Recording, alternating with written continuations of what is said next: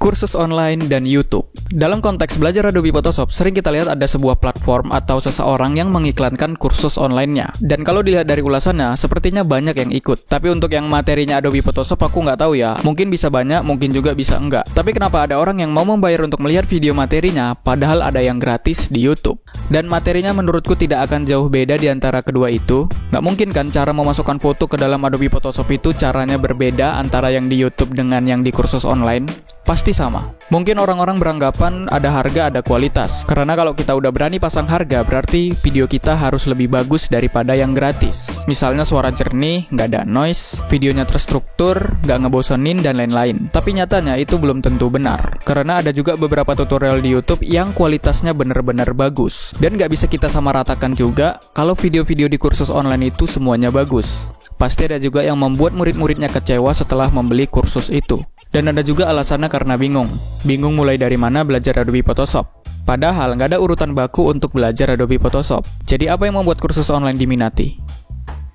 Jawabannya, layanan. Di YouTube kita menonton tutorial, habis itu udah.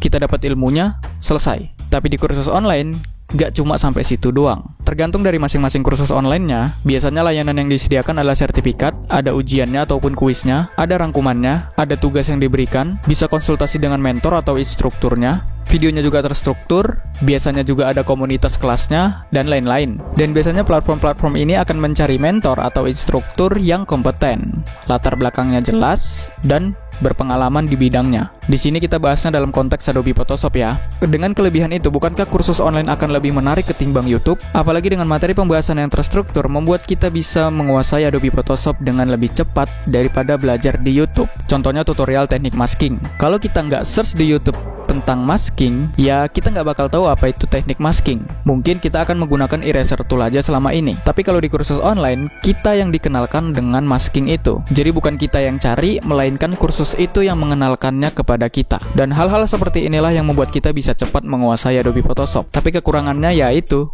bayar. Sebenarnya kalaupun kita belajar dari YouTube, ada biayanya juga, biaya kuota. Dan video yang kita lihat pastinya banyak sekali. Lebih banyak dari video yang ada di kursus online. Karena memang untuk mempelajari satu materi, kadang kita harus melihat lebih dari satu video di YouTube. Jadi menurutku kalau untuk masalah kuota, belajar dari YouTube akan cenderung bisa membuat kuota yang kita gunakan lebih banyak ketimbang dari kelas online. Ingat ya, cenderung. Jadi bisa aja lebih hemat kuota, bisa juga lebih boros kuota, tapi lebih cenderung ke boros kuota. Tergantung dari kita dan video tutorialnya. Kalau videonya bagus dan kita paham, mungkin sekali tonton aja kita udah ngerti.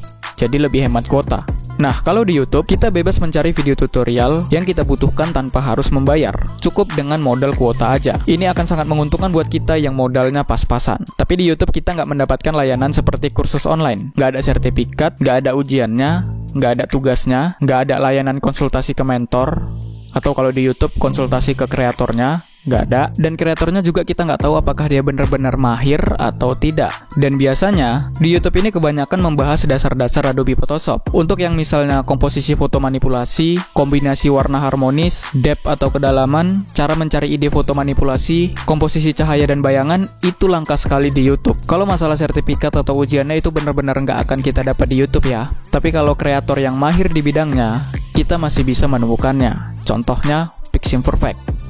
Nah, terlepas dari kualitas videonya, memang layanan di kursus online lebih banyak ketimbang di YouTube. Dengan kelebihannya itu, kita bisa menguasai Adobe Photoshop dengan lebih cepat. Walaupun kita harus mengeluarkan biaya untuk membeli kursusnya. Tapi bukan berarti kita nggak bisa menguasai Adobe Photoshop lewat YouTube. Karena aku juga bisa Photoshop karena full belajar dari YouTube. Cuman memang harus ada niat yang kuat agar kita belajarnya nggak setengah-setengah. Jadi kembali lagi ke keputusan kita, apakah kita ingin menguasai Adobe Photoshop dengan cepat atau tidak? Apakah kita mempunyai biaya lebih untuk mengikuti kursus online-nya? Kalau menurutku, asalkan kita punya modalnya, lebih baik kita mengikuti kelas online atau kursus online. Tapi kalau modal kita pas-pasan, kita harus punya niat yang kuat untuk belajar dari YouTube. Dan kalau ternyata kita menemukan video tutorial yang bagus di YouTube, bagus belajarnya di YouTube aja.